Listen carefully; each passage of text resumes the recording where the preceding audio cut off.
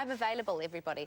Adult children at home. It's becoming more and more common, but what can we do about it? The Wise and Our ladies are back with more wise words. And ladies, do you find in your households that you split up the housework with your partners? Yes. So do you have the pink and the blue jobs? Or? Well, I wouldn't call it pink and blue jobs, but I loathe vacuuming. Me too. And my connubial flatmate is a wonderful vacuumer, but he doesn't know where the dishwasher is. And does he know where the toilet brush cleaner thing is? We have discussions about that, and I'm not going to discuss it on television.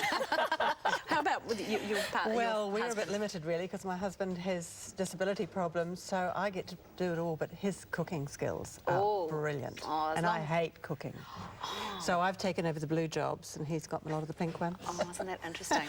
Isn't that interesting? Anyway, let's move on, though, to children coming home. There are some rules. If you are a parent who have got your 20, 30-year-old children who've come back to live at home, you've got to set it out at the front, haven't you? Yeah, what we found out... And it's the hardest thing to do. Yes, and that's what we found out with the survey that we did, that so many, I think it was 50-something% of them said 52. that 52, the three big things, the three big rules were who does the housework, who pays financially, and I can't quite remember what the other one was, but it's basically flatmate rules. It was courtesy. Okay. It was respect and courtesy. Yeah. So that's right, courtesy.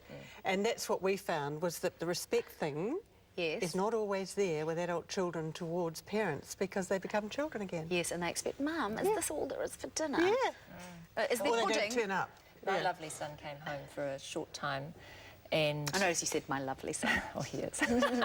And, but because he had a life and a social life and he was single, and all I wanted to do was cook for him and baby him, and he wouldn't come home for dinner, and I'd cook this wwonderful meal, and we had some words about it. Well, we didn't really have words about it because he didn't want to stay there anyway, and I would have actually let him stay there forever, but... I mean, and that's a very good point. Like, we're talking about adults who don't want their children, sorry, parents who don't want their children to come home, but are there times when it's just the thing that they couldn't want more?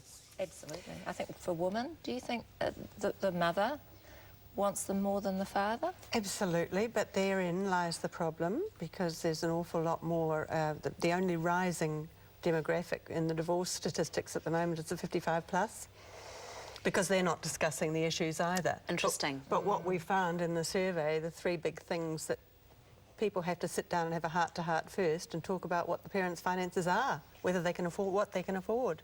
Well, that's right, because you don't want to be eating into your retirement savings. No, you don't.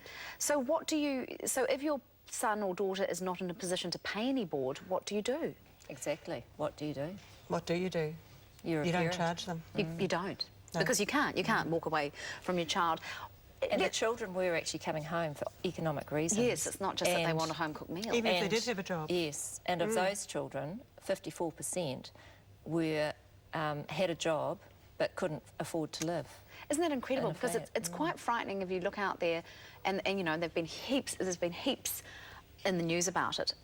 Young people are finding it really hard to get a job, and when they do get a job, even if they're educated and it's quite a skilled job, they're still getting $14 an hour. And in today's environment, you just cannot live on that. Well, not with credit cards, student loans, cars to run, petrol, all the things that we didn't need to think about as young people. Well, when I was flatting, I think it was $20 a week, my rent, or something like that. I mean, that's quite a few years ago. And the same amount for food, probably?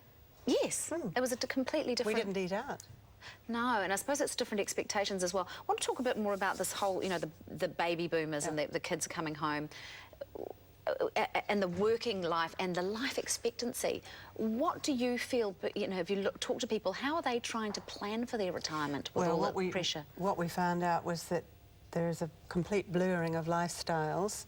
As people are turning sort of 45, 50, they're realising that they cannot retire at 65, so they're just rejigging what they do. They don't want to retire, right? No, they don't want to retire. They want to stay relevant. Stay engaged, stay relevant. And we think that the Gen Ys and the Gen Xs, in fact, there's an amazing book out recently by Bernard Salt on the changing demographics, and he says that they will just accept working into their 70s.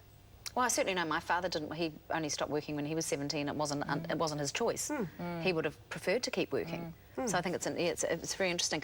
All right, kids, if you are staying at home with your parents, pay them some board and maybe do some dinners or something like that. Thank you so much. It's always great to have you guys on the show.